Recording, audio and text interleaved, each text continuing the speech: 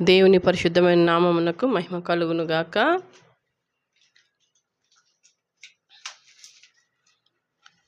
ఈ సాయంత్రకాల సమయంలో సిస్టర్స్ మీటింగ్ను ప్రారంభించుకుందాం.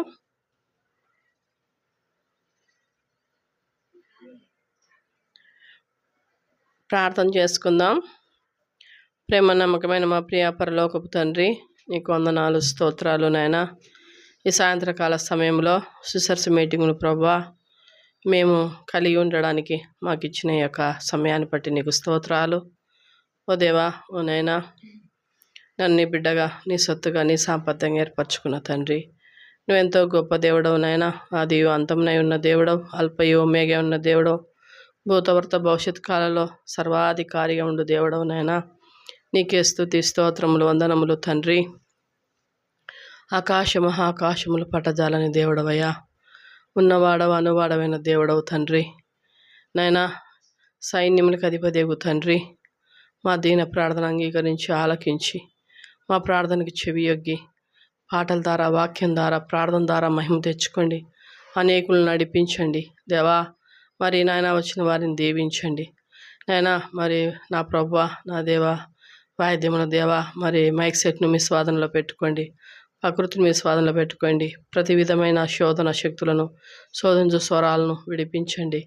ఓ ప్రభువా, ఓ దేవా, ఇక్కడ నీ అగ్ని, నీ ప్రాకారం, నీ కంచ, నీ దొడ్డుకర, నీ దండమును ఇక్కడ మీరు సంసరించండి నైనా. ఇక్కడ మీరుండి నడిపించమని మీ పాదాల ముందు పెడుతూ నీ ఆత్మచేనని అభిషేకించి నిలబెట్టమని నీకే స్తుతి స్తోత్రం వందనం చెల్లిస్తూ యేసుక్రీస్తు ప్రభు వారి ప్రశస్త నామమున ప్రార్థిస్తున్నాం తండ్రి, ఆమేన్.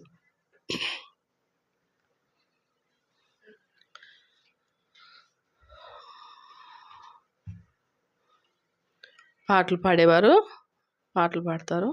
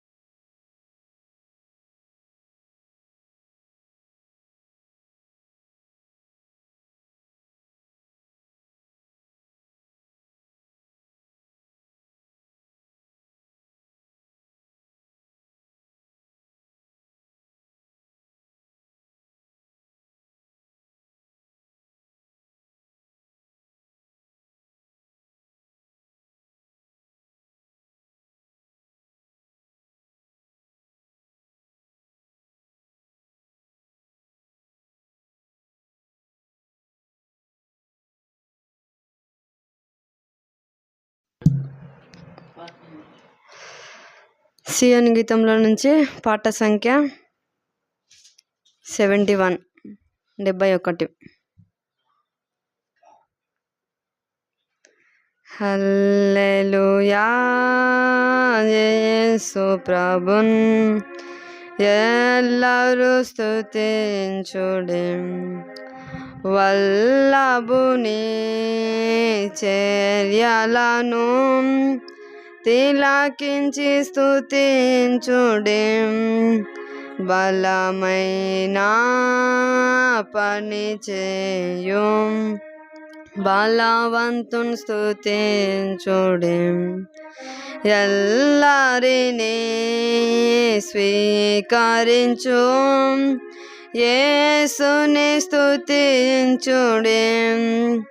రాజుల రాజైన యేసు రాజు భూజనుల నేలున్. హల్లెలూయా హల్లెలూయా దేవుని స్తుతించుడే తంబురతోను వీణతోను ప్రభువును స్తుతించుడే పాపమును రక్తముతో తుడిచెను స్తుతించుడే బూరతోను తాళములను మ్రోగించి స్తుతించుడే నిరంతరము మారని యేసుని స్తుతించుడే రాజుల రాజైన యేసు రాజు భూజనుల నేలున్ హల్లెలూయా హల్లెలూయా యేసుని స్తుతించుడే సూర్య చంద్రులారా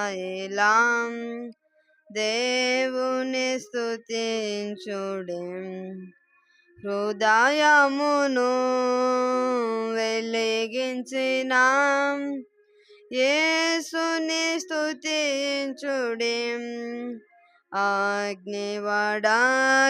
అగ్నివడగండ్లారా మీరు కర్తను స్తుతించుడే హృదయమును ఒప్పించిన నాదుని స్తుతించుడే రాజుల రాజైన యేసు రాజు భూజనుల నేలున్ హల్లెలూయా హల్లెలూయా దేవుని స్తుతించుడే యువకులారా పిల్లలారా దేవుని స్తుతించుడే జీవితమున్ ప్రభు పనికై సమర్పించి స్తుతించుడే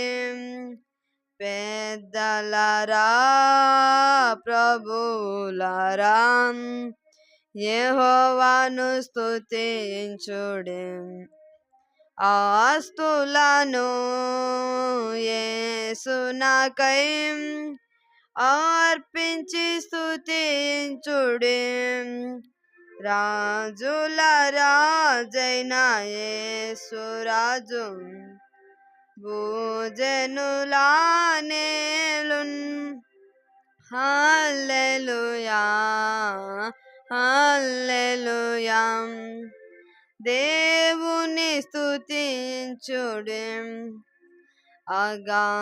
అగాధమైన జలములారా దేవుని స్తుతించుడే అలల వలె సేవకులు లేచిరి స్తుతించుడే దూతలరా పూర్వ భక్తులరా దేవుని స్తుతించుడే పరమందు పరిశుద్ధులు ఎల్లరూ స్తుతించుడే రాజుల రాజైన యేసు రాజు భూజనుల నేలున్ హల్లెలూయా హల్లెలూయా దేవుని స్తుతించుడే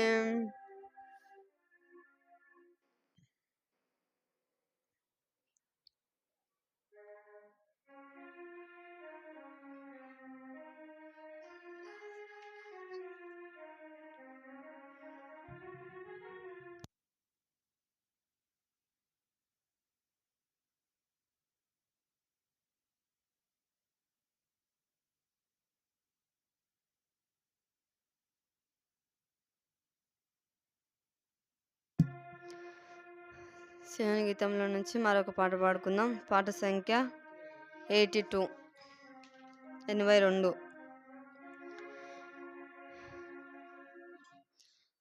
స్తోత్రంతో నిన్ను మాదు తండ్రి, సత్యముతో ఆత్మతో నెప్పుడు. స్తోత్రింతుము నిన్ను మాదు తండ్రి, సత్యముతో ఆత్మతో నెప్పుడు. పరిశుద్ధాలంకారములతో దర్శించెదము శరణం శరణం. పరిశుద్ధాలంకారములతో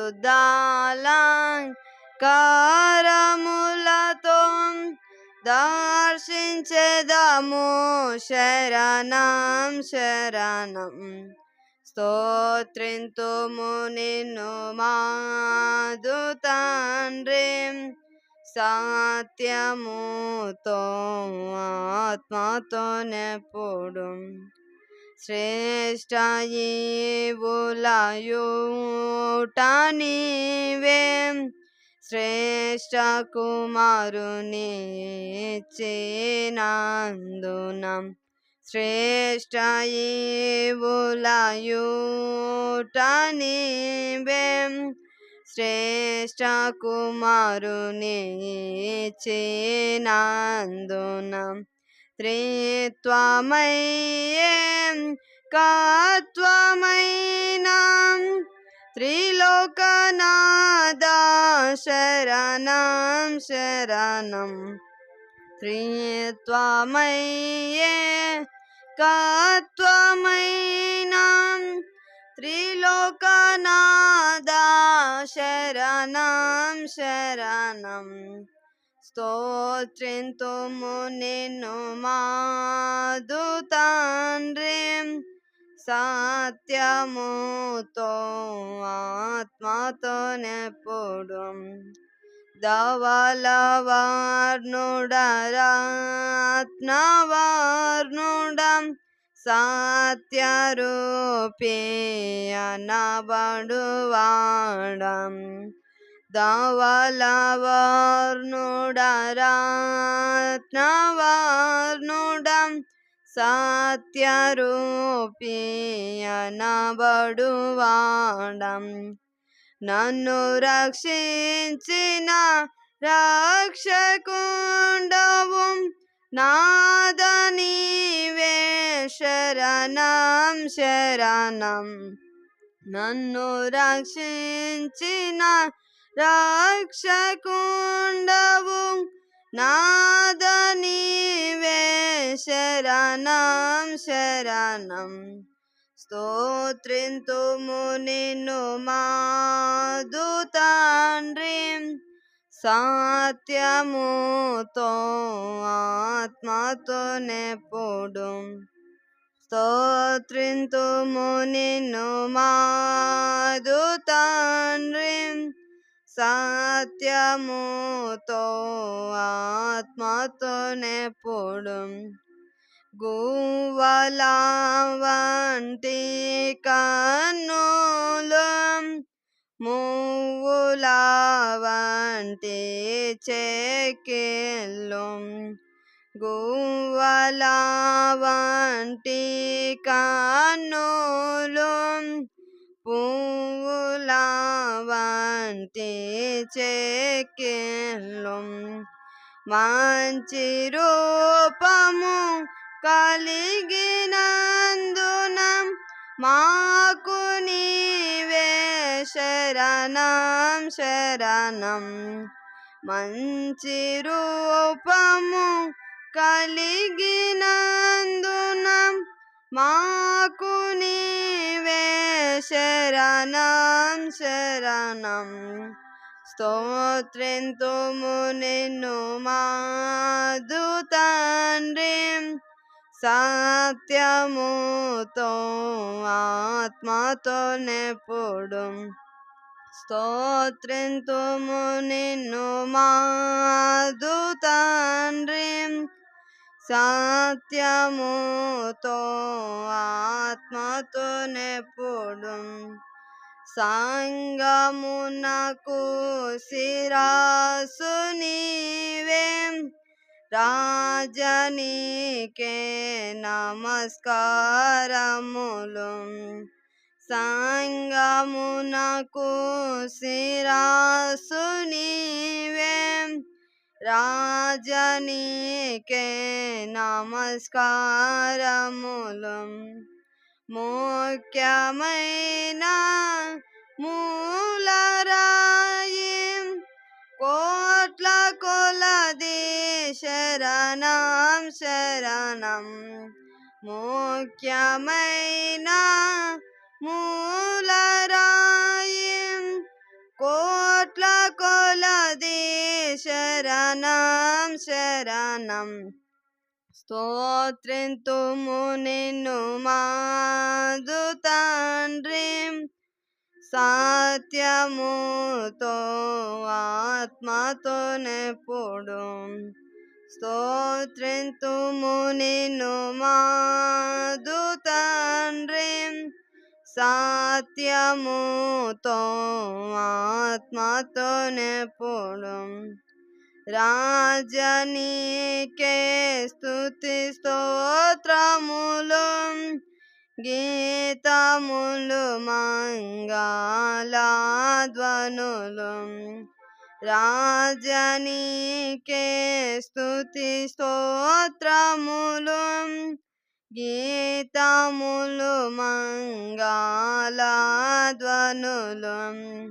శుభము శుభము శుభము నిత్యము హల్లెలూయా ఆమేన్ ఆమేన్ శుభము శుభము శుభము నిత్యము హల్లెలూయా ఆమేన్ ఆమేన్ స్తోత్రింతుము నిన్ను మాదు తండ్రి సత్యముతో ఆత్మతో నెప్పుడు త్రింతుము నిన్ను మాదు తండ్రి సత్యముతో ఆత్మతో నెప్పుడు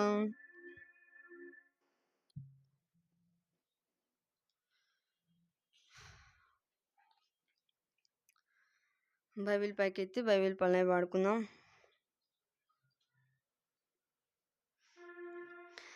ఆత్మల చెంతకు నడుపు బోధింపాను నేర్పుము ప్రభువా మిత్రులు పాపములో బడిరి తమ మార్గము గనరు శ్రద్ధతో కనారెవరు ప్రార్థన చేయరు నా యోధ జీవముతో నింపి ప్రార్థించాను నేర్పుము.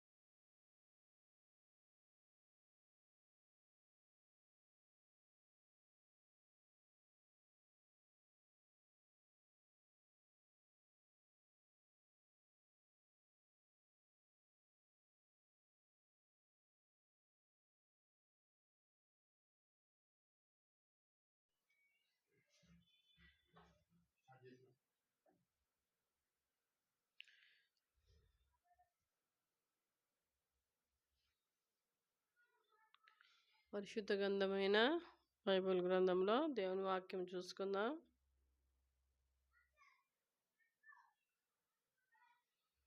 ఆదికాండం 24వ అధ్యాయం.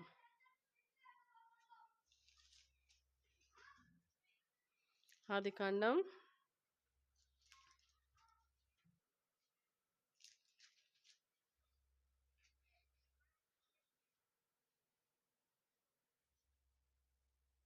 24:1.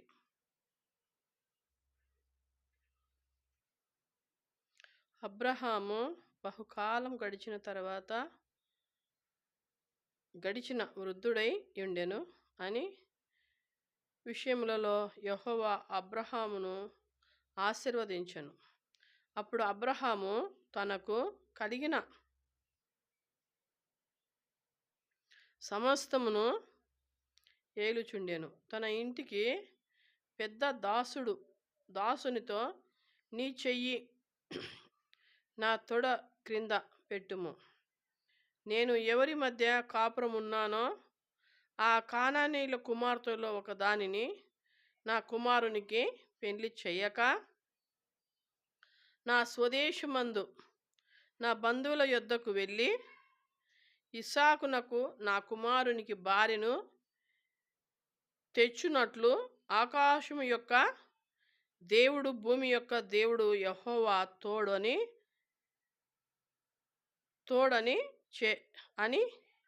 చేత ప్రమాణము చేసిదని అనెను. ఆ దాసుడు ఆ దేశమునకు నా వెంట వచ్చుటకు ఒకవేళ ఆ స్త్రీ ఇష్టపడని ఎడల నీవు బయలుదేరి వచ్చిన ఆ దేశమునకు నేను నీ కుమారుని తీసుకొని పోవలనా అని అడగగా, అబ్రహాము అక్కడికి నా కుమారుని తీసుకొని పోకూడదు సుమి, నా తండ్రి ఇంటి నుండి నేను పుట్టిన దేశము నుండి నన్ను తెచ్చిన నాతో మాట్లాడిన నీ దేవుని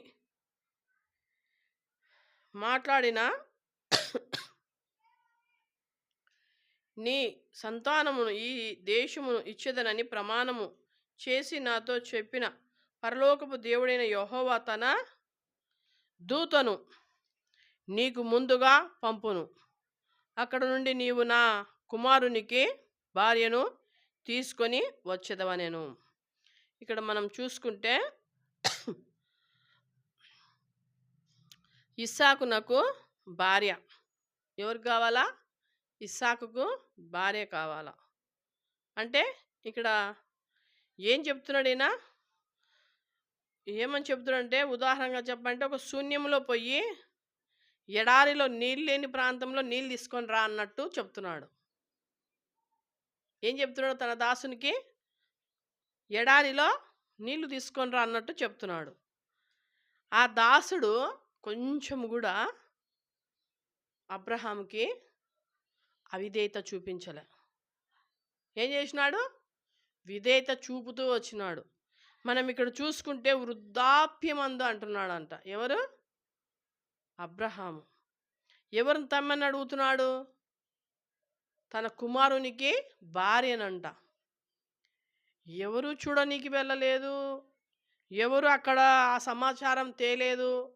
అంటే ఎంత గట్టి వాగ్దానం ఇచ్చినాడంటే మాట చెప్పేసినాడు అంతే. అక్కడ రాకపోతే ఎట్లా అని కూడా దాసుడు అంటున్నాడు. కానీ నువ్వు వెళ్ళి అక్కడికి. ఏమంటున్నాడు? నువ్వు వెళ్ళి అక్కడికి, దేవుడు ఆ కార్యం చేస్తాడు అంతే. ఇక్కడ నేనున్నాను, నా దేశంలో ఉండే వాళ్ళు వద్దు, కానానీయులు వద్దు, నువ్వు వెళ్ళవలసింది ఎక్కడికి? దేవుడు చూపించిన మనుషుల దగ్గరికి. ఇప్పుడు అబ్రహాం ఏం చెప్పినాడు?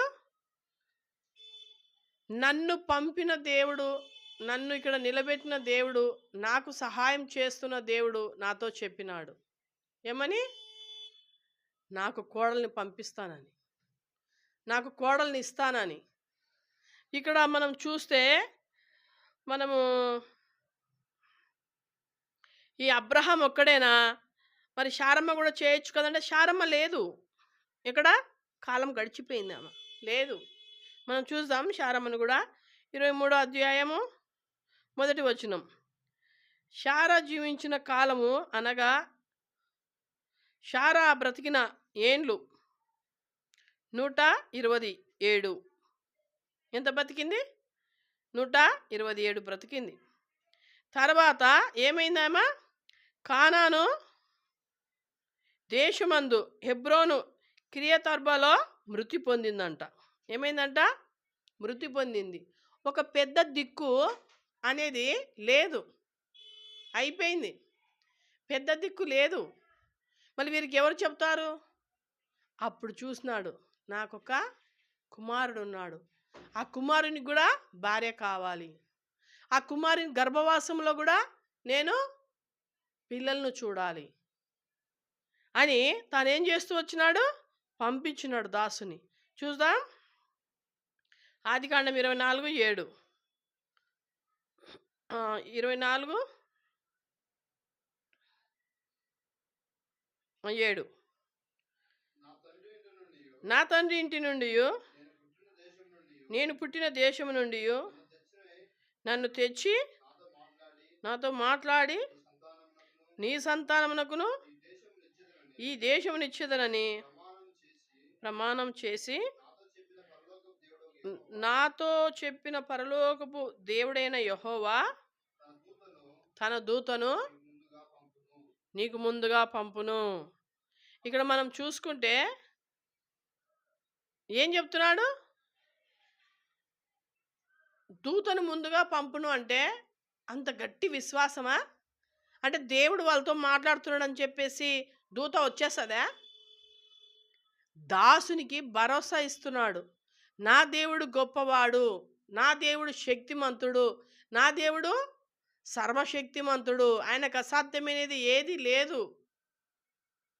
ఏం చెప్పాడంటే ఈ దేశమును నీకు ఇచ్చేదని, నీ పిల్లలకి ఇచ్చేదని అన్నాడు. వృద్ధాప్యంలో కూడా వారికి పిల్లల్ని ఇచ్చినాడు. 90 ఏళ్లలో శారమ్మకు కుమారుని ఇచ్చినాడు.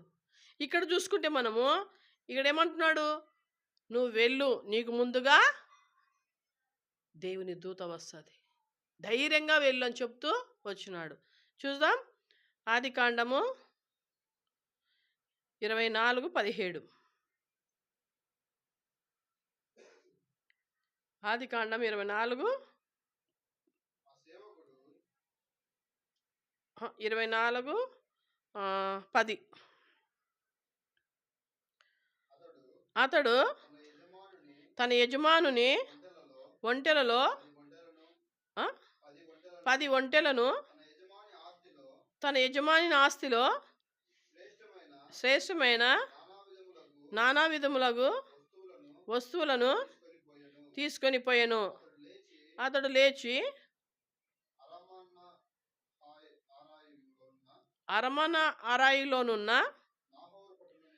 నాహోరు పట్టణము చేరి సాయంకాలమందు స్త్రీలు నీళ్లు చేదుకున్నప్పుడు ఊరి బయటనున్న నీళ్ళ బావి యొద్ద తన ఒంటెలను మోకరింపజేసి ఇట్లా నేను నా యజమానుడగు అబ్రహాము దేవుడైన యెహోవా నేను వచ్చిన కార్యమును త్వరలో సఫలము చేసి నా యజమానుడగు అబ్రహాము మీద అనుగ్రహము చూపుము. ఎవరిని అడిగినాడు? గట్టి విశ్వాసం.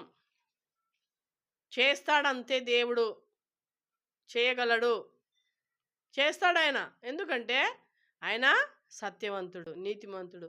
ఆయన మీద ఆనుకొని ఆయన మీద విశ్వాసం ఉంచిన వారికి ఏ మేలు కొదవై ఉండదంట. వెళ్ళమన్నాడు, పోయినారు, ఒక్కడే పోయినాడు. అక్కడికి పోయిన తర్వాత ఎవరు వచ్చినారు? తాను ఎంతో ప్రయాణం చేసి ఒక పట్టణం నుండి ఇంకో పట్టణానికి పోయి తన ఒంటెలను సిద్ధపరచుకొని ఒంటెలకు తాను ఆహారము మరి నీళ్లు పెట్టాలని చెప్పేసి అక్కడికి వచ్చినప్పుడు దేవుడు ఎవరిని సిద్ధపరిచినాడా? స్త్రీలు ఉన్నారంట ఆడ. స్త్రీలుండి ఆయనకు సహాయపడుతూ వచ్చినారు. వాళ్ళల్లోనే దేవుడు ఏర్పరిచిన బిడ్డ ఉంది అనని అతనికి తెలుదా? పంపించినాడు అబ్రహాం కాబట్టి దేవుడు తనకది బయలుపరచకబడపోయినా అక్కడ చూస్తే మనము ఆమె ఉంది. ఎవరు? చూద్దాం.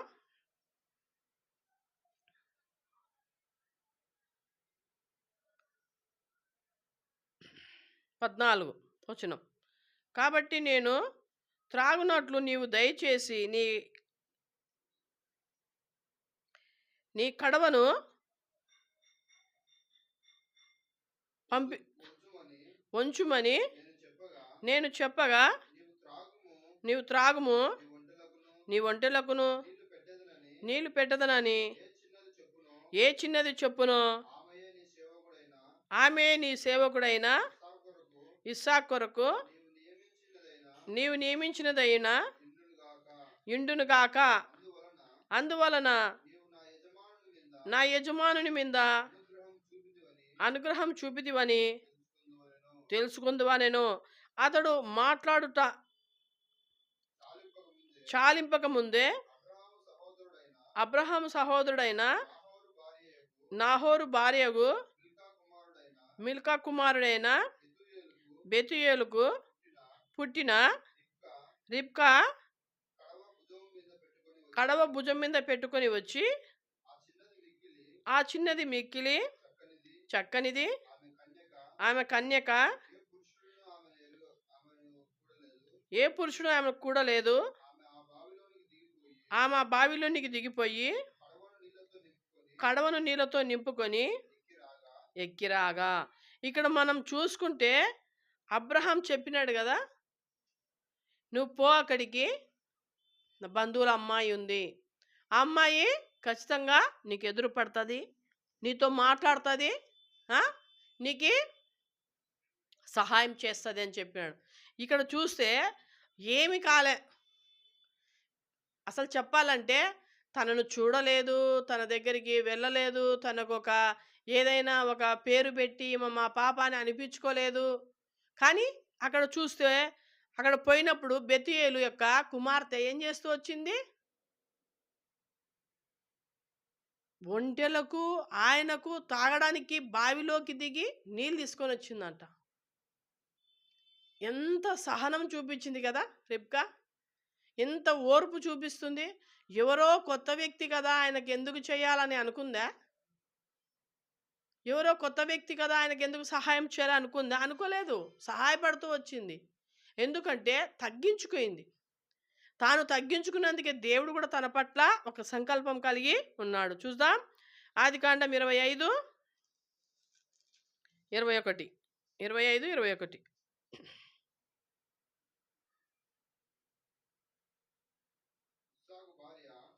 ఇస్సాకు భార్య గొడ్రాలు కనుక అతడు ఆమె విషయమై యెహోవాను వేడుకొనెను. యెహోవా అతని ప్రార్థన వినను గనుక అతని భార్య అయిన రిబ్కా గర్భవతి ఆయను. అంత ఓర్పు, అంత సహనము, అంత మంచిగా అతడు పిలవంగానే అతని వెంట వచ్చింది ఆమె. ఒంటె ఎక్కమని చెప్పంగానే ఎక్కింది ఆమె. తాను చెప్పంగానే ఏం చేసింది? విధేయత చూపించింది. మా అమ్మని అడుగుతా, మా నాయనని అడుగుతా, మా వాళ్ళని అడుగుతా అని అనిందా? అనలే, విధేయత చూపించింది. ఈనాడు ప్రభు పట్ల ఎవరైతే విధేయత చూపిస్తారో వారి కుటుంబంలో నెమ్మది, శాంతి, సమాధానం ఉంటుంది. విధేయత, ప్రేమ. ప్రేమ అనేక పాపములు కప్పుతుందంట, ప్రేమ కలిగి బ్రతుకుతే. ఇక్కడ మనం చూస్తే అవిధేయత చూపించలే. దేవుని పోలి నడుచుకున్న ఏ ఒక్క అబ్రహాము దేవుని పట్ల ఎంత అంటే అంతగా తగ్గించుకున్నాడు. ఆయన చెప్పినట్టు చేసినాడు కాబట్టి కోడలుగా వచ్చింది. పిల్లలు కాలేదని చెప్పి తనను వాళ్ళు ఏమనలేదు, తనను హింసించలేదు, తనను బాధించలేదు, తనను ఎంతగానో నొప్పించలేదు. ఎందుకంటే గర్భఫలం యెహోవా ఇచ్చు బహుమానం, ఆయన ఇచ్చు స్వాస్యము, ఆయన ఇయ్యాలి. నీ మనసును బట్టి, నీ బుద్ధిని బట్టి, నీ క్రియలను బట్టి, నీ యొక్క సహనమును బట్టి, ఓర్పును బట్టి అబ్రహాం సహనాన్ని చూస్తున్నాడు, అబ్రహాం ఓర్పును చూస్తున్నాడు, అబ్రహాం యొక్క పనిని చూస్తున్నాడు కాబట్టే ఏం చేసినాడు? కొన్ని దినాలకు భార్యకిచ్చినాడు. కొన్ని దినాలకు ఆయనకిచ్చినాడు. కొన్ని దినాలు తన కొడుకుకి గూడా ఇస్తూ వచ్చినాడు. ఇస్సాకు ఏం చేసినాడంట? ప్రార్థన చేస్తూ వచ్చినాడంట. ఆ ప్రార్థన ఇనాలంటే గూడా ఆ క్రియలు ఎట్లుండాలి? మంచి క్రియలుగా ఉండాలి. ఎవరినో బాధపెట్టి, ఎవరికో దాన ధర్మాలు చేస్తే మాకు జరుగుతదిలే అనుకుంటే అది జరగదది. అక్కడ వాళ్ళు బాధపడుతున్నారు గదా! ఆ బాధ, ఆ ఉసురనేది ఖచ్చితంగా నీకు కొట్టుకుంటది. ఏమైతది? ఖచ్చితంగా కొట్టుకుంటది.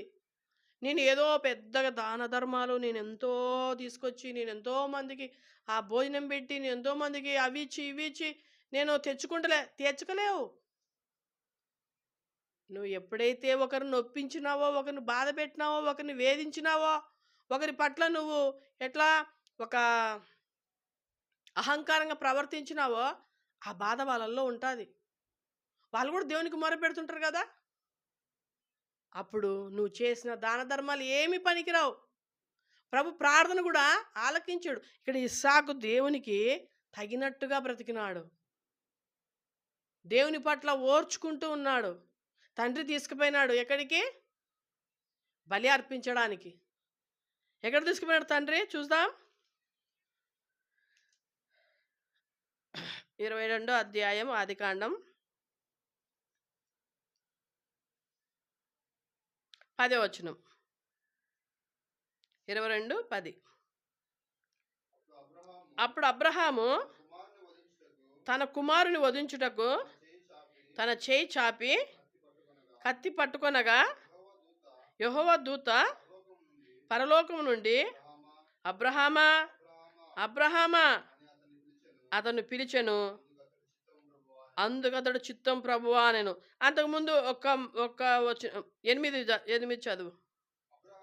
అబ్రహాము, నా కుమారుడా, దేవుడే దహన బలికి గొర్రె పిల్లను చూచుకొనినని చెప్పాను. అలాగున చెప్పి వారిద్దరు కూడా వెళ్ళి దేవుడు అతనితో చెప్పిన చోటికి వచ్చినప్పుడు అబ్రహాము అక్కడ బలిపీఠంను కట్టి కట్టెలు చక్కగా పేర్చి తన కుమారుడు ఇస్సాకును బంధించి ఆ పీఠం పైన కట్టెల మీద ఉంచెను. ఎవరైనా ఉంటారా? అక్కడ ఎవ్వరు లేరు. తాను అక్కడ ఆ కట్టెల పైన, ఆ బలిపీఠం పైన ఆ కుమారుని కాళ్ళు చేతులు కట్టి మరి ఆ యొక్క పండ పెడతా ఉంటే కొంచెమన్నా భయం అనిపించదా? ఆడికి అడిగినాడు, నాయనా ఇక్కడ నువ్వు బలిపీఠం కట్టి ఇంతగా చేస్తున్నావు, మనకు గొర్రె కావాలి కదా, మనకు పొట్టేలు కావాలి కదా, మరి ఎందుకు అని అడిగితే దేవుడు చూసుకుంటాడు అన్నాడు. ఏమన్నాడు? దేవుడు చూసుకుంటాడు అన్నాడు. దేవుడి మీద విశ్వాసం ఉంచినాడు. ఆ కుమారుడు కూడా విశ్వాసం ఉంచినాడు. ఎంత విధేయత చూపించినాడు కదా. మనం చూసుకుంటే రిబ్కమ్మ ఈ విధేయత చూపిస్తూ వచ్చింది. మామ రాలేదు, అత్త రాలేదు, భర్త రాలేదు, వాళ్ళ తరపున బంధువులు రాలేదు. వచ్చి అవునమ్మా నువ్వు రా మా వెంట, లేదా మీ వాళ్ళు మా వాళ్ళు బంధువులు, మరి నువ్వైతే మా ఇసాకు కావాలి అని అడగడానికి కూడా లేరు. ఎవరంటే దాసుడు అంట, అంటే పనివాడంట. ఆ పనివాని మాటకు లోబడింది ఎవరు? రిబ్కా. ఇక్కడ మనం చూస్తే ఏం చేసి చిన్న పిల్లవాడైనా తండ్రికి విధేయత చూపిస్తూ వచ్చినాడు. తన ప్రాణం పోనంతగా తగ్గించుకున్నాడు.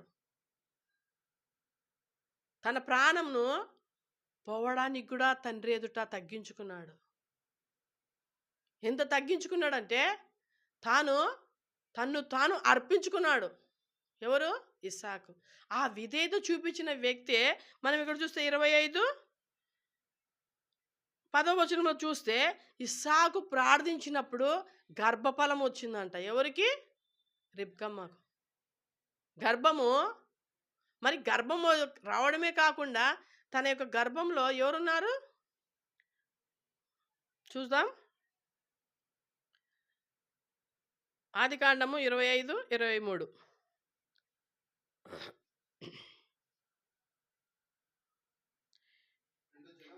రెండు జనములు నీ గర్భములో కలవు, రెండు జనపదములు నీ కడుపులో నుండి ప్రత్యేకముగా వచ్చును. ఒక జనపదము కంటే ఒక జనపదము బలిష్టమై ఉండును, పెద్దవాడు చిన్నవానికి దాసుడగును. ఏం చెప్పినాడు ఇక్కడ? పెద్దవాడు చిన్నవానికి దాసుడంట. ఎందుకైతారు అట్లా? ముందుగానే చెప్తూ వచ్చినాడు. ఎందుకంటే ఆయన బలము ఈయన బలము, ఆయన పిల్లలు ఈయన పిల్లలు లెక్కేసుకుంటే ఎంతమంది అయితే వచ్చినారు. మనం చూసుకుంటే ఏశావు, యాకోబు, ఆ యొక్క యాకోబు దీవెన నొందుకొని దీవెన పెద్దవాడి దేశత్వం కోసము ఆ చిన్నవానికి చిక్కుడుగాయల కూర కోసం దేశత్వాన్ని అమ్మినప్పుడు, ఇచ్చేసినప్పుడు ఏం చేసినాడు? పగతో పోయినారు వాళ్ళిద్దరు. అన్నకు భయపడి తమ్ముడు పోయినాడు, తమ్ముని ఏదో చంపాలి ఏదో చెయ్యాలని అన్న పోయినాడు. కానీ వారిద్దరిలో ఆ పగ ఉండడం ద్వారా ఏమైంది? దేవునికి దగ్గర అయిపోయినారు. దేవునికి దగ్గరయ్యే కావడం కాకుండా ఇంకా వాళ్ళ కుటుంబాలు కూడా కొన్ని, ఆయనకు ఒక కుటుంబం, ఈయనకు ఒకటి కాకుండా ఈయనకి చెప్పాలంటే 4 భార్యల ద్వారా పెద్ద కుటుంబంగా మారింది. ఎవరు చేసిన ప్రార్థన అది? ఇస్సాకు. ఏం చేసినాడు ఇక్కడ? రిబ్కమ్మ కోసము ఎంతగానో ప్రార్థన చేసినాడు, ఎంతగానో దేవుని దగ్గర మొరపెట్టినాడు, అడిగినాడు, నాకు కుమారుని దయచేయ, నాకు సంతానం దయచేయని ప్రార్థన చేస్తూ వచ్చినాడు. ఆ ప్రార్థన దేవుడు విన్నాడు కదా, ఈయన సహాయం చేస్తూ వచ్చినాడు. చూద్దాం ఆదికాండం 27.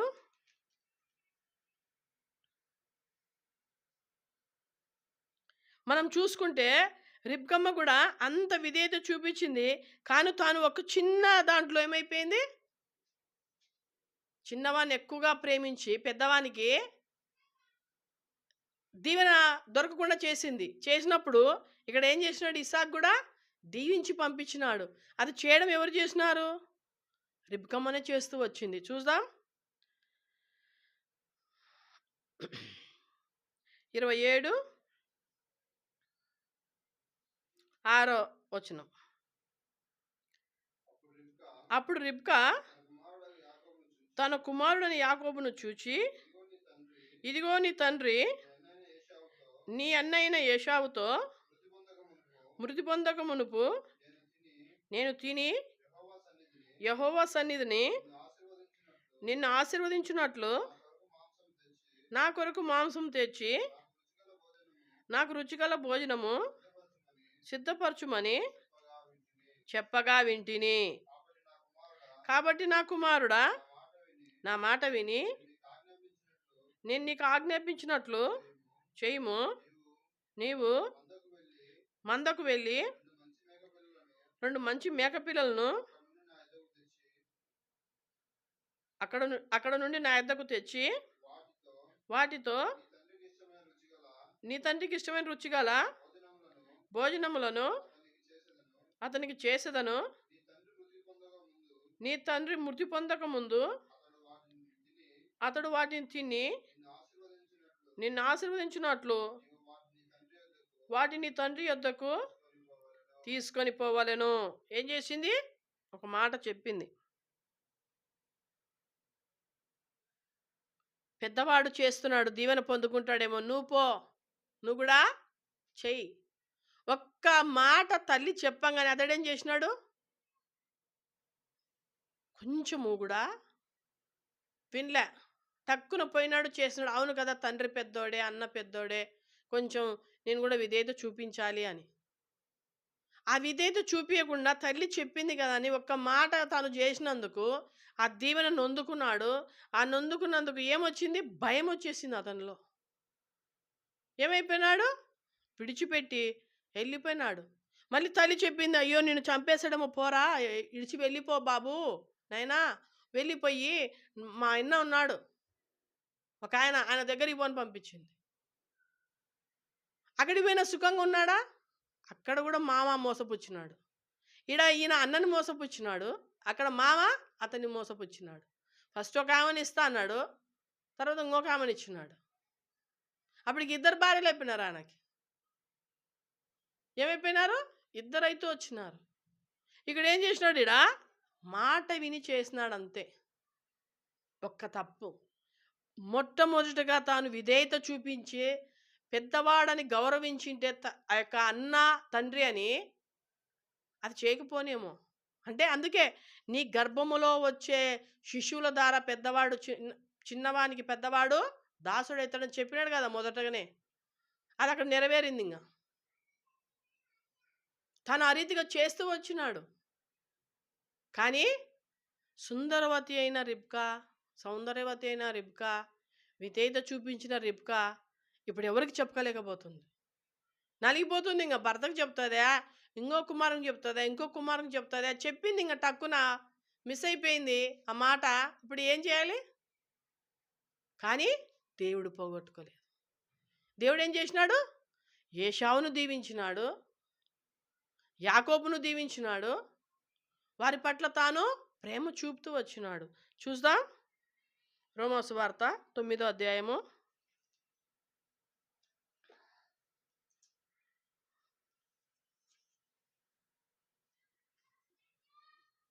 9:7 వచనం.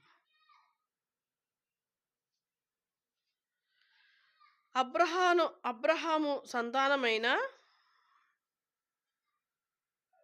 మాత్రము చేత అందరూ పిల్లలు కారు గాని ఇస్సాకు వలనైన నీ సంతానము అనబడును. అనగా శరీర సంబంధులైన పిల్లలు దేవుని పిల్లలు కారు కానీ వాగ్దాన సంబంధమైన పిల్లలు సంతానమని ఎంచబడతారు. ఏం చేసినాడు? వాగ్దానం చేసి ఇచ్చినాడు. ఎవరికి? ఇస్సాకుని, అబ్రహాంకి వాగ్దానం చేసి ఇచ్చినాడు. అబ్రహాముకి ఎవరిని ఇచ్చినాడు? ఇస్సాకుని ఇచ్చినాడు. వాగ్దాన ఫలమైన ఇస్సాకు ఇక్కడ ఏమైనాడు? రిబ్కమ్మ దగ్గర అతడు ఒక్కడిగానే వచ్చినాడు.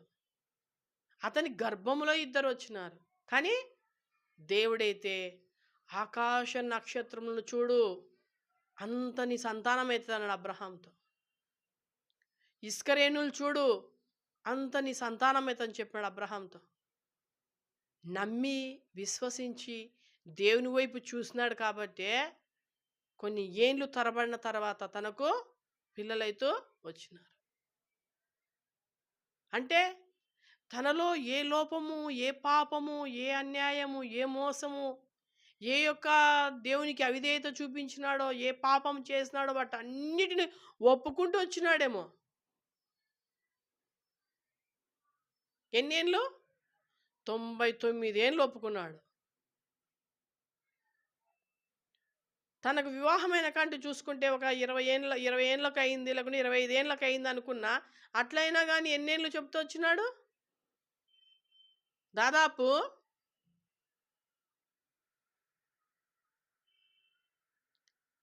70 ఏళ్ళు దేవుని దగ్గర మొరపెడుతూ వచ్చినాడేమో. 73 ఏళ్ళు 72 ఏళ్ళ దాకా దేవునికి మొరపెడుతూ వచ్చినాడు. సహనంతో కనిపెడుతూ వచ్చినాడు. మనం చూసుకుంటే ఎంత విశ్వాసం ఉంచి దేవుని మీద ఆనుకున్నాడు కాబట్టి అబ్రహాము ఒక మాట చెప్పినాడు, నువ్వు వెళ్ళు, దాసునితో నీ వెంట వస్తుందామా అని. దాసుడు చెప్పిన మాటకు విధేయత చూపించి వచ్చింది కాబట్టి తన గర్భములో వచ్చిన పిల్లల ద్వారా ఎంతమంది అయినారు? 12 మంది కొడుకులు. రిబ్కమ్మకు, ఇస్సాకుకు మనము చూసుకుంటే 12 మంది మనవన్లు, మనవరాలు. ఎంతమంది? ఇజ్రాయేల్ గోత్రములు అంటే వాళ్ళ నుంటే వచ్చినాయి, 12 మంది నుంటే. ఇస్కరేణులు అంతా చేస్తున్నాడు కదా, చూపించినాడు దేవుడు. అందుకే వాగ్దాన ఫలం అంట. ఎవరు వాళ్ళు? వాగ్దానం చేసి పంపించినాడు వాళ్ళని, వాగ్దానం చేసి నడిపించినాడు వాళ్ళని, వాగ్దానం చేసి దేవుడు సహాయం చేస్తూ వచ్చినాడు. మనకు కూడా 31st నైట్స్ వాగ్దానము తీసుకుంటారు కదా ప్రతి ఒక్కరు. వాగ్దానము వారి జీవితంలో నెరవేరుస్తాడు దేవుడు. దాంట్లో ఏవి ఉన్నా కానీ నువ్వు ఓర్పుతో సహనముతో ప్రేమ కలిగి దాన్ని ఎత్తిపెట్టి ప్రార్థన చేయి. దాంట్లో కీళ్ళున్నా తొలగిస్తాడు. దాంట్లో ఆశీర్వాదాలున్నా నీకు ఇస్తాడు. ఏం చేస్తాడు? ఇది వచ్చింది కదా అని నేను అదే పడద్దు. ఆదరయం పడినంత ఏమవుతుంది నీలో? మళ్ళీ సాతాను చోటు చేసుకుంటుంది. ఏమో కదా అని వాగ్దానమును నమ్మినాడు కాబట్టి ఇస్సాకు జన్మించినాడు. అందుకే దేవుడు ఏమంటున్నాడు? చూద్దాం. అదే రోమాసువార్త 9వ అధ్యాయము 13వ వచనం.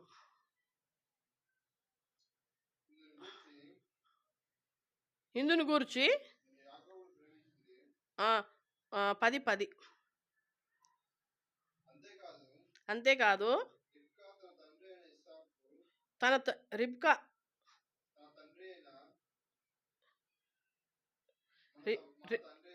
రిబ్కా మన తండ్రి అయిన ఇస్సాకు ఒకని వలన గర్భవతి అయినప్పుడు ఆ ఏర్పాటును అనుసరించి దేవుని సంకల్పమును క్రియల మూలముగా కాక పిలుచువాని మూలముగానే నిలకడగా ఉండు నిమిత్తము పిల్లలిక పుట్టి మేలైనను కీడైనను చేయకముందే పెద్దవాడు చిన్నవానికి దాసుడను ఆమెతో చెప్పబడెను.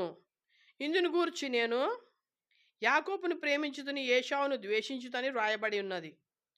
కానీ ఇక్కడ మనం చూస్తే సహనముతో బతికింది, ఓర్పు కలిగి ఉంది. తానుకు ఎంత చెప్పినా కానీ ఎందుకు? తన పక్షానుండే దేవుడు ఏ కార్యమన్నా చేస్తాడని. తన పక్షానుండే దేవుడు ఏదైనా చేస్తాడు, చేయగలడు. నమ్మినారు, విశ్వసించినారు, అందుకే సహాయపడుతూ వచ్చినారు. మనం చూద్దాం. రోమాసువార్త 8వ అధ్యాయము 11వ వచనం, 31వ వచనం. ఇట్లుండగా ఏమందుము? దేవుడు మన పక్షంగా ఉండగా మనకు విరోధి ఎవడు? తాను గ్రహించిన మాట ప్రతి విశ్వాసి, తానే కాదు, ఈ వాక్యం అందరికీ రోమాసువార్తలో వ్రాయబడి ఉంది. ఏమని? దేవుడు మన పక్షంగా ఉండగా మనకు విరోధి ఎవడు? మనం చూద్దాం. హెబ్రీ పత్రిక, హెబ్రీ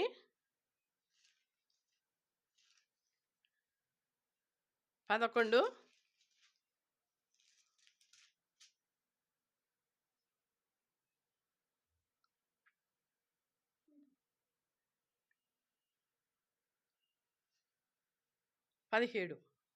11 17. అబ్రహాము శోధింపబడి విశ్వాసమును బట్టి ఇస్సాకును బలిగా అర్పించెను. ఎవడు ఆ వాగ్దానమును సంతోషముతో అంగీకరించునో ఇస్సాకు వలనైనది నీ సంతానం అనబడును అని ఎవనితో చెప్పబడినో ఆ అబ్రహాము మృతులను సహితము లేపుటకు దేవుడు శక్తిమంతుడని ఎంచిన వాడై తన ఏకైక కుమారుని అర్పించి ఉపమాన రూపకముగా అతని మృతుల నుండి మరలా పొందెను. ఏం చేసినాడంట? అయినా మృతుల్లో నుండి పొందినాడంట. విశ్వాసమును బట్టి తాను ఏం చేసినాడు? బలిగా అర్పించేసినాడు, ఇచ్చేసినాడు. ఎంత తన హృదయం చంపుకున్నాడో, ఎంతగానో తన హృదయము ఒక లేక పుట్టిన కుమారుని బలి అంటే ఎవరైనా ఇస్తారా? వద్దురా నాయన, ఇది లేకుంటే మా పిల్లని తీసుకుని ఎక్కడైనా పారిపోదామా అనుకుంటారు. తన కుమారుని ఈయడానికి వెను తీలే. ఏం చేసినాడు? వెనుక తీలే. ధైర్యంగా ముందుకు పోయినాడు. ధైర్యంగా ముందుకు పోయినాడు. తాను ఎప్పుడైతే నా కుమారుడు చనిపోయాడు అనుకున్నాడో అప్పుడు దేవుడు ఏం చేసినాడు? తనను బ్రతికించినాడు. తనను బ్రతికించి తన కొరకు తన ప్రియ కుమారుడైన ప్రభువైన యేసుక్రీస్తునే ఈ లోకానికి పంపించినాడు. పంపించి ఏం చేస్తూ వచ్చినాడు? బలిగా, అర్పణముగా తాను ఏ రీతిగా మరి మానవారి పాపముల కొరకు తన్ను తాను తగ్గించుకొని రిక్తునిగా చేయబడినాడు. రిక్తునిగా చేయబడినాడు. రక్తసిద్ధంగా చేయబడినాడు. తనెంతగానో అందరి కొరకు ప్రాణం పెట్టిన వాడై ఉన్నాడు.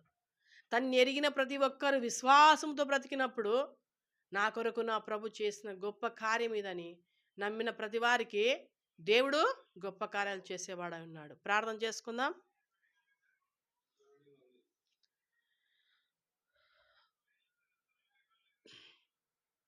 ప్రేమ నమ్మకమైన మా ప్రియ పరలోకపు తండ్రి, నీకు వందనాలు, స్తోత్రాలు నాయనా. దయా దాక్షిణ్య పూర్ణుడా, దీర్ఘశాంతం కలిగిన తండ్రి, కృపా సమృద్ధి కలిగిన దేవా. అవును తండ్రి, రిబ్కమ్మను దీవించిన దేవుడవు. అబ్రహాం, ఇస్సాకు పట్ల నా తండ్రి నాయనా విశ్వాసంతో బ్రతికినప్పుడు నా తండ్రి విరోధి నా తండ్రి వారి మధ్య ఉండకుండా చేసిన దేవుడు. మరి నా తండ్రి అనేకుల జీవితంలో మీరు ఆ రీతిగా చేయమని ప్రార్థిస్తుంటున్నాను. ఓ ప్రభువా, ఓ దేవా, మరి చేరి వచ్చిన బిడ్డలు దీవించండి నాయనా. మరి లైవ్లో చేరి వచ్చిన బిడ్డలు దీవించండి, ఆశీర్వదించండి. మీరే కాచి కాపాడమని ప్రార్థిస్తున్నాను. అయా నీకే వందనములు, స్తోత్రములు, కృతజ్ఞత అర్పణలు చెల్లిస్తున్నాను. నాయన ఇంతవరకు మీరు నా ప్రభు ఆది అంతమునై ఉండి అల్పయు ఒమేగా ఉండి నాయన మీరు ఇక్కడ నీ ఆత్మచర్యను అభిషేకించి నిలబెట్టి మీ వాక్యమును పిలిచి పంచడానికి నాకు ఇచ్చిన యోగ్యతను బట్టి కూడా నీకే స్తుతి, స్తోత్రములు, వందనములు చెల్లిస్తుంటున్నాను. నా ప్రభువా, నా దేవా, యేసయ్యా, మరి అనేకుల కొరకు ప్రార్థించుండగా నా ప్రార్థన ఆలకించండి. చనిపోయిన కుటుంబాలను ఓదార్చండి. హాస్పిటల్ రోగులను స్వస్థపరచండి. విధవరాలకు తోడే ఉండండి. గర్భస్త్రీలకు తోడే ఉండండి. చెరసాల పన్న వారిని విడిపించండి. కోర్టు సమస్యలను విజయం దయచేయండి. సేవ చేసే పేద సేవకులను పోషించండి. ఓ ప్రభువా, ఓ దేవా, ఓ రక్షక, నీకే స్తుతి స్తోత్రములు చెల్లిస్తూ అడుగుతున్నాను. నాయనా హాస్పిటల్లో మరి నా తండ్రి క్యాన్సర్ వ్యాధులతో, మరి థైరాయిడ్ జబ్బులతో, మరి నా ప్రభువా మెదడు జబ్బులతో, గుండె జబ్బులతో, కిడ్నీ జబ్బులతో, మరి నా ప్రభువా బీపీ షుగర్లతో, థైరాయిడ్ జబ్బులతో, మరి అనేకమైన తెలియని వ్యాధులతో, క్యాన్సర్తో, ఎయిడ్స్తో వారందరినీ మీరే ముట్టండి. మీ గాయపనాసాలతో తాకండి నాయనా.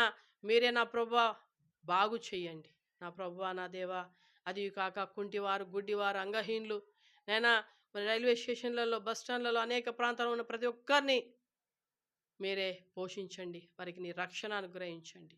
నా దేవా, నా ప్రభువా, ఇండ్లు లేని వారికి ఇండ్లు దయచేయండి. నైనా పెళ్ళిళ్ళు కాని వారికి పెళ్ళిళ్ళు చేయండి. ఉద్యోగాలు లేని వారికి ఉద్యోగాలు దయచేయండి. నా ప్రభువా, నా రక్షక, అప్పుల బాధతో బాధపడుతున్న వారి అప్పులు తీర్చండి. నైనా మరి నా తండ్రి, నా దేవా, ప్రార్థించమని అడిగిన ప్రతి ఒక్కరి గురికి ప్రార్థిస్తున్నాను. ప్రభువా, వారి అవసరతలు ఏవైతే ఉన్నాయో వారి అక్కర్లు నైనా, వారి యొక్క సమస్యలు, వారి యొక్క వేదన, బాధ, దుఃఖము నువ్వు ఎరిగిన దేవుడవు.